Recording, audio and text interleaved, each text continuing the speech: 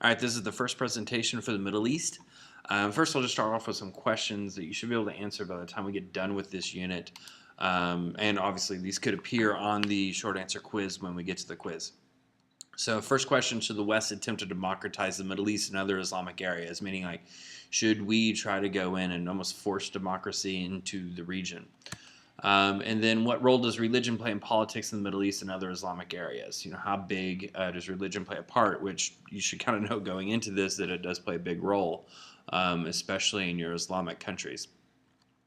And then, what are the pressures for and against democracy in the Middle East and other Islamic areas? So basically, just looking at like what reasons would they want to go to democracy? Like, why do they need democracy? And then, what's keeping them from getting that? And then, does the U.S. have the right to remove a government and impose democracy? And we'll look at that when we look at like the Iraqi war and things like that. And then you need to know, of course, both sides of this argument because this was a big deal, especially with the Iraq War in 2003 through 2011. So people have said yes, that we have that right to go in and impose democracy and help this region out. They say that this area has some of the worst human rights records in the world, especially for women. The connection to terrorism, of course, that a model democracy would basically help other countries follow suit and democracy would spread. And we could remove our troops, thus saving our own lives, American lives for our troops. And then oil prices could dramatically drop because of that, because it'd be open to the free market instead of being controlled by these governments. People that say no say that this would actually increase anti-Western sentiment, so they would hate us more, basically, and this could actually cause more fundamentalism, more terrorists to actually come about. And some argue that Islam, the religion of Islam, is actually not even compatible with democracy, that the two just don't go hand in hand. And then the biggest one, I would say probably the biggest one, is the clash of modernity versus traditionalism. So the modern kind of Western culture clashes with the traditional Islamic culture, things of like, clothes you can wear, women's rights, things like that. Some basic things that seem basic in our society that are huge roadblocks for them. And we'll skip this part for now and just get on into the actual notes. All right, so getting into it. So Southwest Asia, same thing as the Middle East. It's the same area of the world.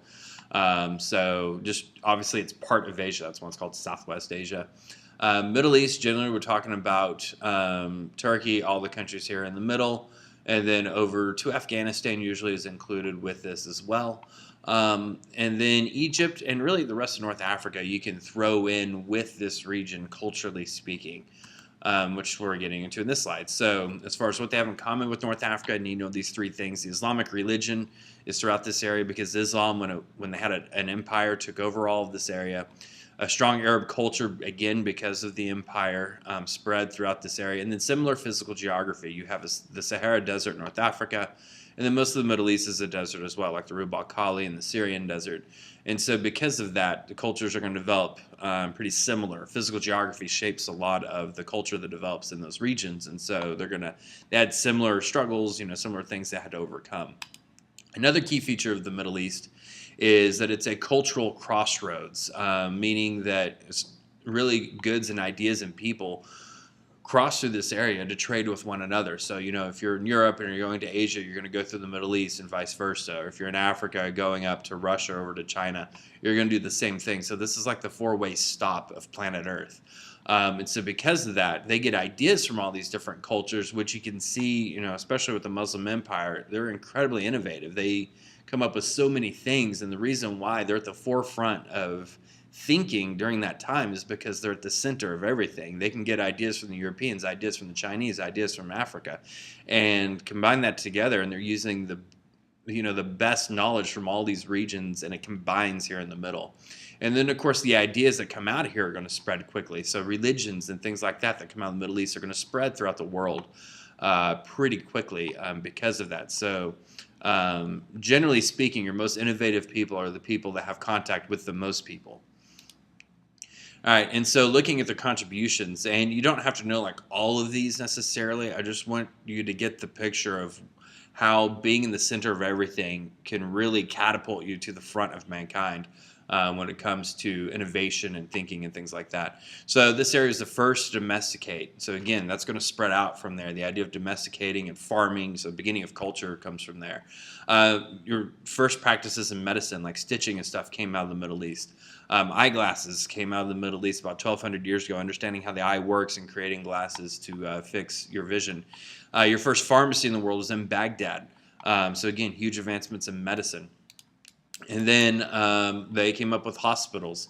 They came up with the idea of malpractice for doctors and the fact that doctors should be licensed. They also were one of the first ones to realize that things like music and stuff like that can help their patients feel better, that basically having a more positive outlook and attitude can help you heal quicker when you are sick. And then also in psychology, I mean, this is huge, the idea of things being psychosomatic, that sometimes illnesses can actually just be in your head. Your brain could be making it up as a defense mechanism to protect yourself from having to face something that you fear. And I mean, that's something that, wasn't really for sure as far as in science goes until like 100 years ago, as psychology really started developing. And then instruments. I mean, you see a huge list of instruments here they developed, like the bagpipes. So they didn't start in Scotland. The idea of zero, which in math is huge, and so they pretty much create algebra, trigonometry, all these advanced maths that we need in order to have the advanced technology that we have. The Egyptians focused some games and stuff, but focused a lot on more like makeup and stuff and appearance because that's what they cared about. And then absolute location was big in the Middle East, and you need to know why, especially after the development of Islam, because they prayed towards Mecca, and you need to know which direction Mecca is. And so because of that, they studied the stars, so they knew like where they were exactly and which way to face. And then, moving on, the astrolabe, and this was big for European exploration. Oh, no, that's not highlighting. Come on, there we go. All right. That was really big for European exploration. So the way that works is you basically has this device where it's like a big arrow and you point it towards the North Star, and then you can measure how far north or south of the equator you are, like how many degrees you traveled in either direction. And so Europeans used that in order to get over to the Americas. It's what allowed them to leave the coastline and actually go out into the middle of the ocean. And be able to track themselves. And then they invented the wheel. They invented money. Written history starts with them. Some of your oldest cities on earth, like Damascus, people have been living there for 4,000 years straight. All this, like I said, your first cities. So, I mean, it's literally the birthplace of mankind as far as culture goes. And then, of course, your three main monotheistic religions, Judaism, Christianity, and Islam, which developed in that order.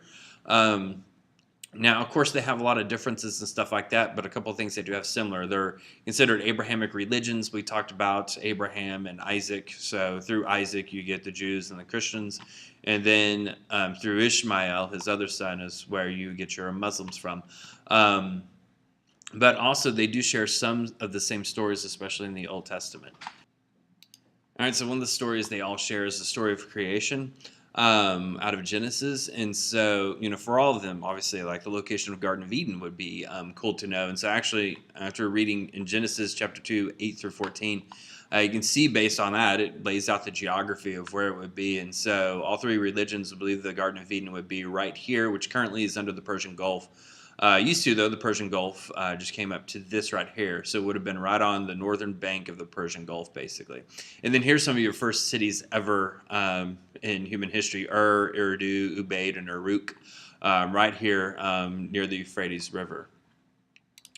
All right, and then some different locations you need to know: physical geography. The Arabian Peninsula is this big peninsula here, this giant peninsula. Saudi Arabia is the biggest country on that. In the middle of that peninsula, you have the Rub' al Khali Desert, which runs right here in the middle of the peninsula. The Syrian Desert is up, guess what, near Syria. And then the Anatolian Peninsula is Turkey. It's called the Anatolian Peninsula because when it was under the Roman Empire, it was called Anatolia. All right, and then next one. So more places. Zagros Mountains are on the border of Iraq and Iran, kind of right there in between them.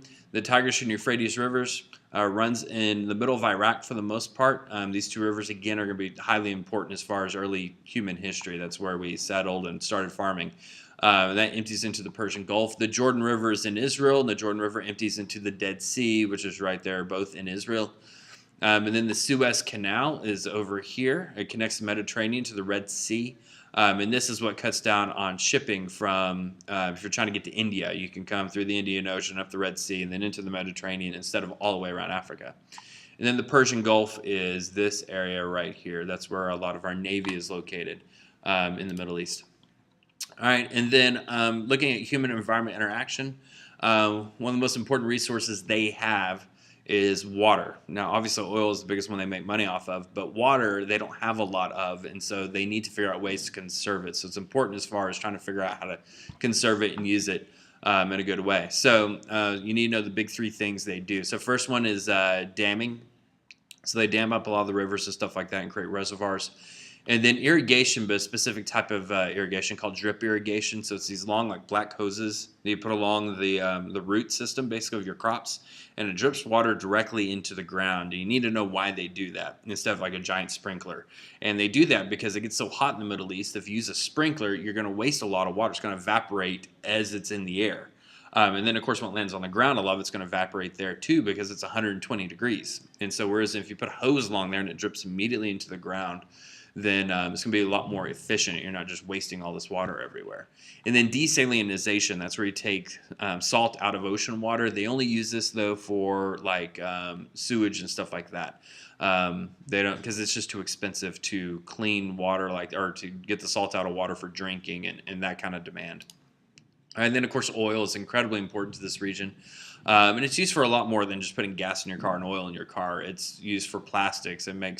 They use it for making tires on cars and hundreds of other things, all relying on oil. And so, of course, the biggest reserves in the world are in Southwest Asia.